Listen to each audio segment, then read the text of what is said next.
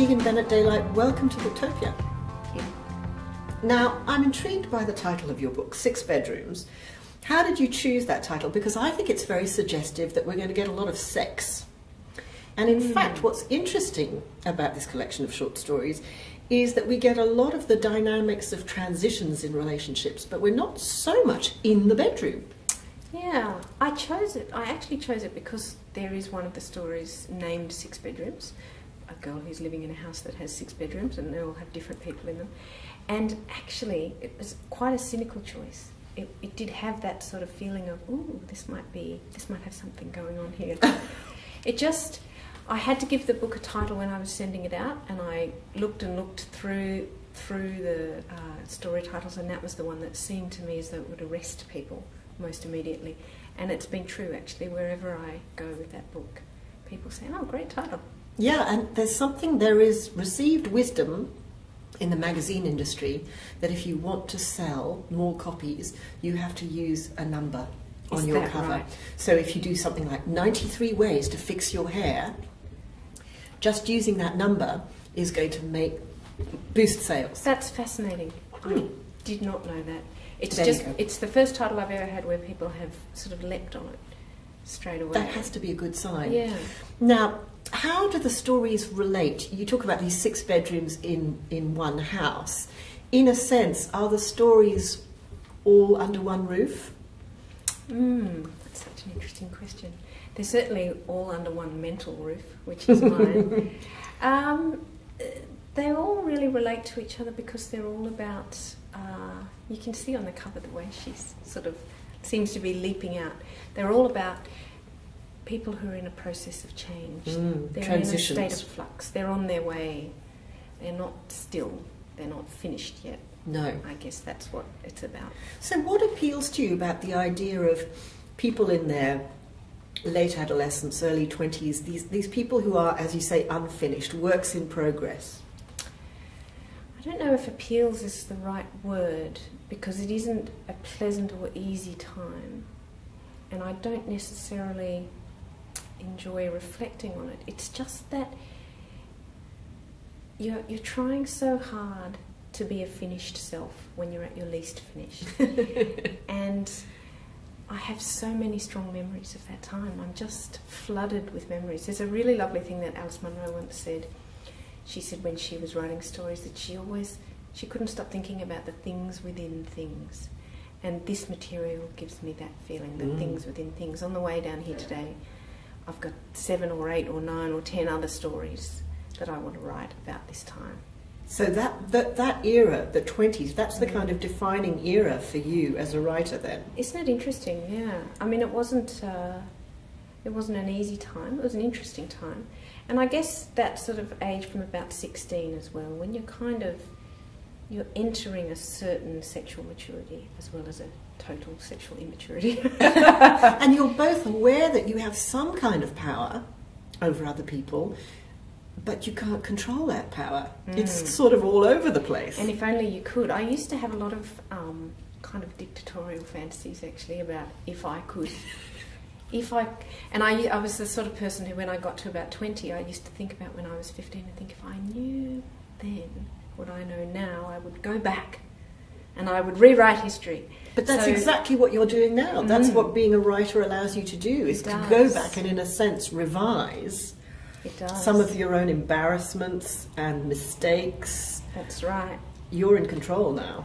And I can tell you what's happened with those embarrassments and mistakes. I've enlarged them because I was an outspoken but also terrified teenager, and I wasn't outspoken about the difficult things in these stories about sex and things like that. I was just a loudmouth.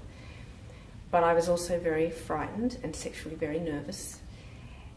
So what I have done is gone back, taken those small moments of shame, exploded them into large moments where the characters really mess things up, and made it bigger in a way.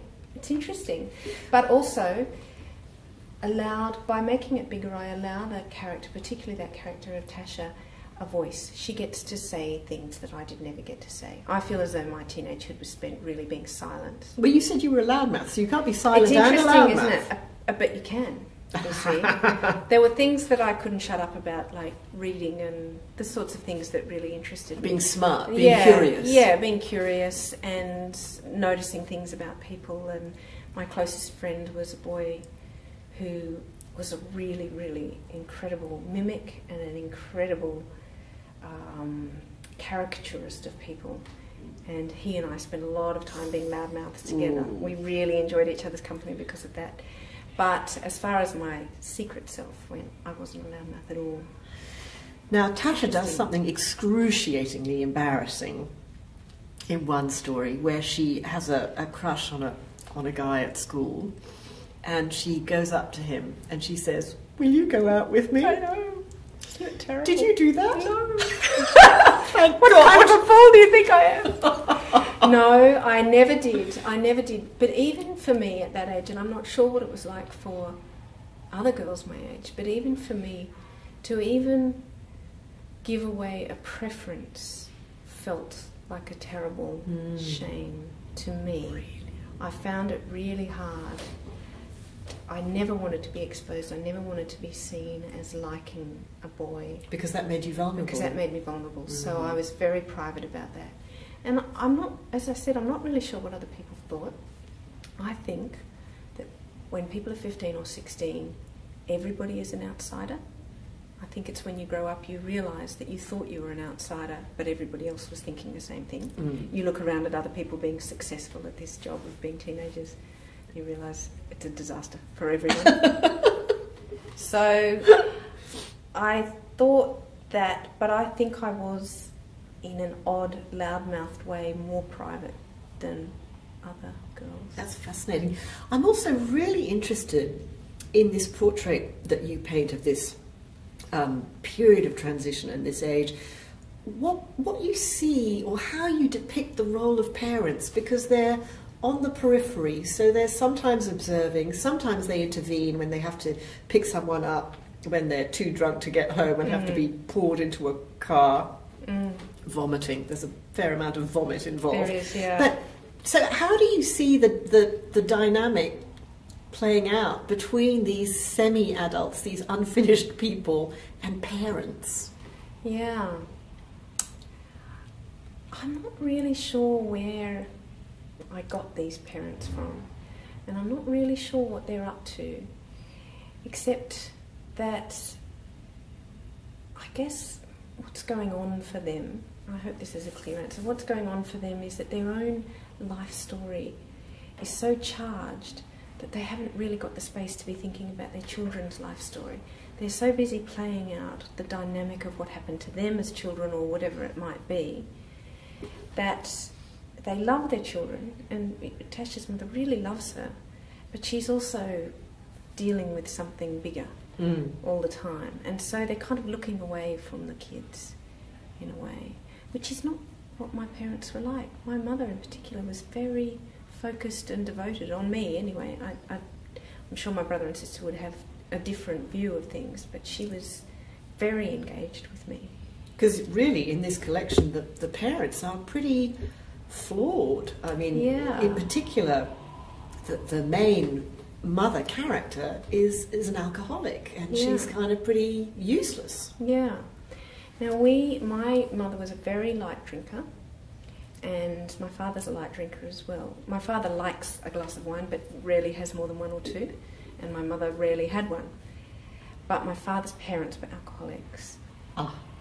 So I think his stories of his childhood, and which were never hugely clear, but I've carried that through, that sort of awareness of alcohol, what it can do, what it does do, what it doesn't do. His parents were both very vivid, alive people, but they were heavy drinkers as well, and that was tough for him and for his sister. So I think that's really where that comes from. And because of that, he was quite vulnerable. My mother's early life was not easy. Her father killed himself when she was 9. And so she brought that into her later life as well. Yeah, a fair amount of tragedy. So I probably it's probably that thing of making things larger. I probably sense out in both of those people who are so important to me and so dear to me hurts. And then I carried that hurt because I'm their child, and that's what you do as somebody's child. And then when I sat down to write, it was easy. It was like, a sea monkey or something. You drop it into the water and it opens up into something of its own. I'm interested in the fact of you talking about how you enlarge, how you amplify things that you've taken from life. I mean, I regard you very much as a realist. But your realism is not the same gritty realism as, say, Christos Tsiolkas. There's something else going on with your writing. So I would call it a kind of heightened realism, where this amplification that you're talking about means that the way you'll use a detail, the way you'll write a metaphor, the imagery, it's not gritty. There's some poetic and beautiful writing there too, isn't there? That's important. Yeah, it is important. And again, that's, these are such good questions that I need time to go away and think about them. So sorry, can't do that. No. So maybe it's useful to say something about earlier books that I've written, where I did feel in my last couple of novels that my main characters, I'm proud of those novels, I'm happy with them, and lots of stuff happens in them, but the main characters were observers. And when I'm talking about heightened realism, or when you're talking about heightened realism in these new books, the difference with these characters, these young women, is they do stuff. They do. They are don't just moving watch. forward. They're moving forward, and they're mostly messing things up. They're spreading chaos. Yeah, they really are. They're just they're acting all the time. They're doing things happen, and then the next thing happens. And I guess maybe that's what you're sensing out as well. And it's interesting to think. Sorry, it's suddenly itchy. It's interesting to think about Christos's work, because that is a totally different kind of realism, isn't it? It's so raw, and there's nothing remotely raw about your writing. It's very clearly worked to a fine polish, a fine grain. That's how I see it. Interesting. But I will confess something to you. I am not a great reader of short stories. In the past, I found them unsatisfying, and I know I'm not alone in this. Absolutely. Except that short stories are currently enjoying a moment, as we say. They're really booming, which is great. What's the advice that you, as a teacher, as a writer, as a reader, would give someone who is afraid of short stories? How do you learn to love short stories the way we love to immerse ourselves in a novel? The way I would learn to love short stories would be to read the short stories of either Alice Munro or Tim Winton or Anton Chekhov. And that way you learn that the short stories written by those writers are novels in the sense that they will often return to the same character, they'll almost always return to the same themes, and they'll cover literally the same ground. For Tim it's Western Australia, and for Alice Munro it's Ontario, and so on and so forth. And for me, I read the short stories of those writers as though I'm reading their life, as though I'm being told their life story in the way that a real person might tell you their life story in episodes. So if you read The Turning, of course it's fiction, but you learn so much about Tim Winton as a writer. And if you read anything by Alice Munro, you're invited into this very much three-dimensional world of hers. Now, a novel, when you write a novel, it has technical constraints on it. So you need to have a central metaphor, and you need to have things happen, and it also needs to come to an end. Oddly enough, even though a short story is short, it doesn't actually need to end. It opens out. A great short story says things happen beyond the page, and it invites you further. So that's how I would read a short story. I wouldn't read a collection, even though I'm in collections like this, I wouldn't read a collection of different short story writers. I would read a collection by one of those three, or Laurie Moore, William Trevor. So that you really can immerse yourself in their voice. Yeah, and in their self. And that, it doesn't get any better than that, I don't think, as a reader. Well, I would say then that if you want to learn to love the short story, you should read Six Bedrooms by Tegan Bennett Daylight. Thank you. Thank you.